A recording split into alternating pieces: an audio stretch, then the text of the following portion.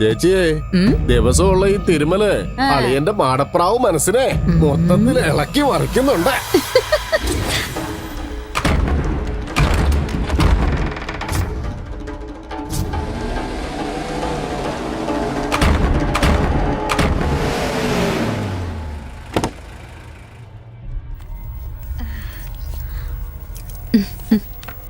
അവനെ നമ്മുടെ പിള്ളേര് കൊണ്ടുവന്നുവല്ലേ? ആഹാ, മിടുക്കൻ. മെയ്ക്കരുത്ത് മാത്രമല്ല, ബുദ്ധി സാമർഥ്യം കൂടി ഈയിടയ്ക്ക് കൂടിയിട്ടുണ്ട്.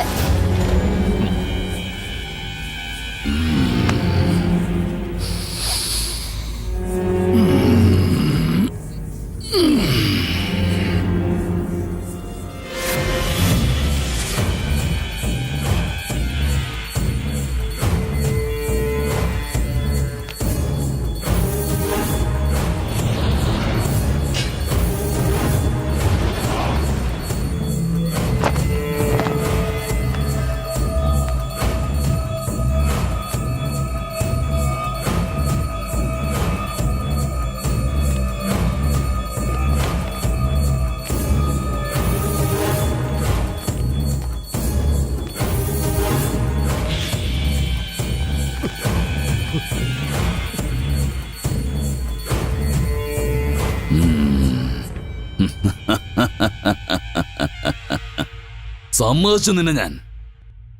ഇത്രയും കാലം നീ എന്റെ കണ്ണിൽ പെടാതിരുന്നത് നിന്റെ ആയുസിന്റെ ബലം കൊണ്ടാ. ശരിയാളിയാ, അല്ലെങ്കിൽ ഈ ചെറ്റ തെണ്ടി നമ്മുടെ കയ്യിൽ നിന്ന് 6 പ്രാവശ്യം രക്ഷപ്പെടുമായിരുന്നോ? കല്ല് തിന്നാൻ പറഞ്ഞാലും തിന്നും, ചാണകം തിന്നാൻ പറഞ്ഞാലും തിന്നും, കൊല്ലാൻ പറഞ്ഞാ കൊല്ലും, കുഴിച്ചു മൂടാൻ പറഞ്ഞാൽ അതേപടി അനുസരിക്കും. എന്നിട്ടും നീ എന്തിനാടാ ഇങ്ങനെ ചെയ്തേ? നിങ്ങൾ ചെയ്യാൻ പറഞ്ഞു ചെയ്തു, തിന്നാൻ പറഞ്ഞു തിന്നു. ഉണ്ട ചോറിന് നന്ദിയുള്ളത് കൊണ്ട് ഞാൻ വീണ്ടും നിങ്ങളോട് പറയാ, നിങ്ങൾ ചെയ്തത് തെറ്റാണ്. 6 അങ്കുലം നീളമുള്ള നാക്കടങ്ങിയിരുന്നില്ലെങ്കിൽ 6 അടി നീളമുള്ള ഈ ശരീരം മണ്ണിനടിയിലാവും. കണ്ണിൽ കരട് വീണാലും മുള്ളു കാലിൽ തറച്ചാലും എടുത്ത് കളഞ്ഞില്ലിൽ വേദനിക്കില്ലേ?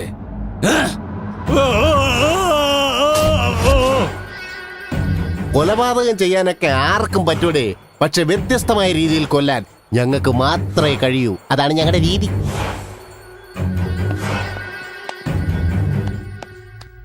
ഒരു ദാക്ഷിണ്യമില്ലാതെ നിങ്ങൾ കൊന്നത് ഒരു സാധാരണ സ്ത്രീയല്ല, ഒരു ഗ്രാമം മുഴുവൻ പൂജിക്കുന്ന ദേവിയെയാ.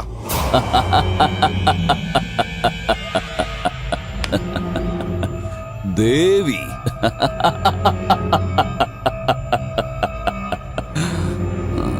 വടിവാള് കയ്യിലെടുത്തവന് ഭയം, ഭക്തി ഇതൊന്നും ഉണ്ടാവാൻ പാടില്ലടാ.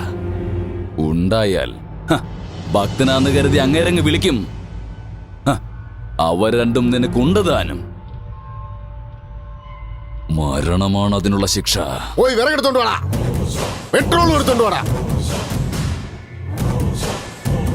പെട്ടെന്ന് അടുക്കി വെക്കടാ.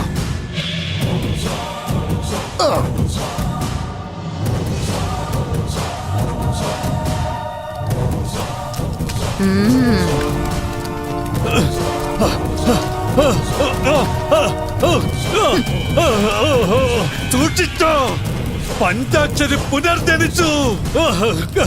വരുന്നുണ്ട്, പഞ്ചാക്ഷരി തിരിച്ചു വരുന്നുണ്ട്. അവൾ വന്ന് നിങ്ങളെ എല്ലാവരെയും കൊല്ലും. അപ്പോഴേ നിങ്ങൾക്കൊക്കെ മനസ്സിലാകൂ ഭയം എന്താണെന്ന്, ഭക്തി എന്താണെന്ന്.